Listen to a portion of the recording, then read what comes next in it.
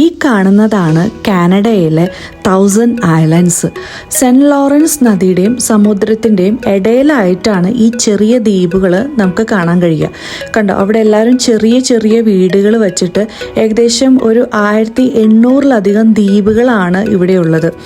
ഇത് കാനഡയിലെ ഒൻറ്റാരിയോ പ്രൊവിൻസിൻ്റെയും അതേപോലെ തന്നെ ന്യൂയോർക്കിൻ്റെയും അതിർത്തിയിലുള്ള ഒരു സ്ഥലമാണ് ഈ 1000 ഐലൻഡ്സ് എന്ന് അറിയപ്പെടുന്നത്.